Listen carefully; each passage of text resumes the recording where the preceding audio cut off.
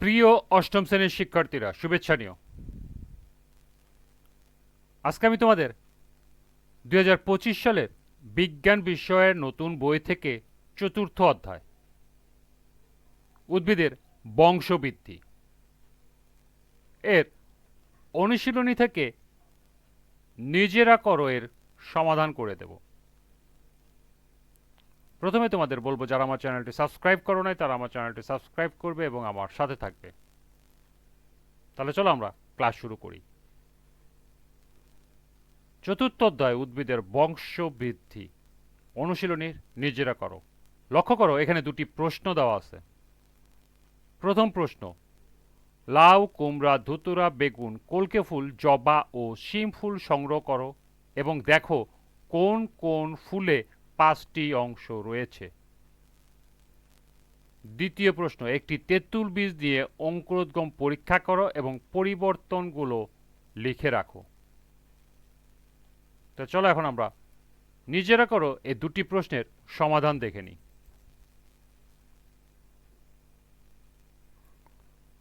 প্রথম প্রশ্ন ছিল, লাউ, কুমড়া, ধুতুরা, বেগুন, কলকে ফুল, জবা ও শিম ফুল সংগ্রহ করে দেখো কোন কোন ফুলে 5টি অংশ রয়েছে। এর সমাধান হলো, লাউ, কুমড়া, ধুতুরা, বেগুন, কলকে ফুল, জবা ও শিম ফুলের অংশ সংগ্রহ করে তা নিচে তুলে ধরা হলো।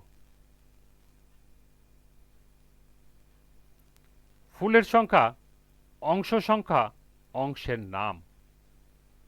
প্রথমে আছে লাউ, অর্থাৎ লাউ ফুল। লাউ ফুলের অংশ সংখ্যা 4টি। অংশের নাম হলো পুষ্পাক্ষ, বৃতি, পাপড়ি ও পুংকেশর, অথবা পুষ্পাক্ষ, বৃতি, পাপড়ি ও গর্ভকেশর। এখানে দুটি হতে পারে এ কারণেই যে একই ফুলে পুংকেশর এবং গর্ভকেশর থাকে না, অর্থাৎ এটি একলিঙ্গিক ফুল।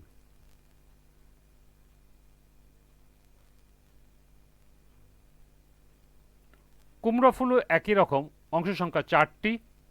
পুষ্পাক্ষ, বৃতি, পাপড়ি ও পুংকেশর, অথবা পুষ্পাক্ষ, বৃতি, পাপড়ি ও গর্ভকেশর।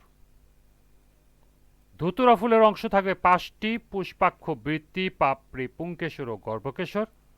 বেগুন ফুলের অংশ থাকবে 5টি, পুষ্পাক্ষ, বৃতি, পাপড়ি, পুংকেশর ও গর্ভকেশর। কলকে ফুলেরও অংশ থাকবে 5টি, পুষ্পাক্ষ, বৃতি, পাপড়ি, পুংকেশর ও গর্ভকেশর। অবশিষ্ট যে দুটি ফুল ছিল জবা এবং শিম, এগুলোরও অংশ থাকবে 5টি, যথাক্রমে পুষ্পাক্ষ, বৃতি, পাপড়ি, পুংকেশর এবং গর্ভকেশর। এই ছিল নিজেরা করো প্রথম প্রশ্নের সমাধান। দ্বিতীয় প্রশ্ন ছিল, একটি তেঁতুল বীজ নিয়ে অঙ্কুরোদ্গম পরীক্ষা করো এবং পরিবর্তনগুলো লিখে রাখো। এর সমাধান হবে, তেঁতুল বীজে মিতভেদী অঙ্কুরোদ্গম হয়। একটি তেঁতুল বীজ নিয়ে অঙ্কুরোদ্গম পরীক্ষা করে এর পরিবর্তনগুলো নিম্নে তুলে ধরা হলো। এই চিত্রটি আমি তোমাদের দেখার জন্য দিয়েছি। এই চিত্র এঁকে দেওয়ার প্রয়োজন নেই যদি না প্রশ্নে চাওয়া হয়। শুধুমাত্র প্রশ্নে যদি চিত্র চাওয়া হয় সেই ক্ষেত্রে তোমরা চিত্র দেবে।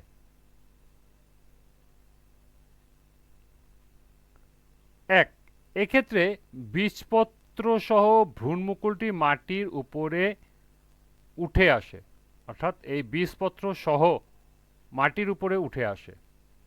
এবং 2, মাটির উপরে উঠে আসার পর বীজের আবরণ খসে পড়ে। মাটির উপরে যখন বীজপত্রটি উঠে আসবে তখন এই কালো অংশটি, অর্থাৎ বীজের যে আবরণটি, সেটি এই যে নিচে খসে পড়ে। তাহলে এই দুটি পরিবর্তন তোমার চোখে পড়েছে এবং তাই তুমি লিখে রাখবে। এই ছিল নিজেরা করো দুটি প্রশ্নের সমাধান। এরই সাথে চতুর্থ অধ্যায়ের সমাপ্তি। আজকের ক্লাসটি এ পর্যন্তই। সবাইকে আবারও বলছি, যারা আমার চ্যানেলটি সাবস্ক্রাইব করো নাই তারা আমার চ্যানেলটি সাবস্ক্রাইব করবে এবং আমার সাথে থাকবে। সবাইকে পরবর্তী ক্লাস দেখার আমন্ত্রণ জানিয়ে আজকের মতো আমি এখানেই বিদায় নিচ্ছি।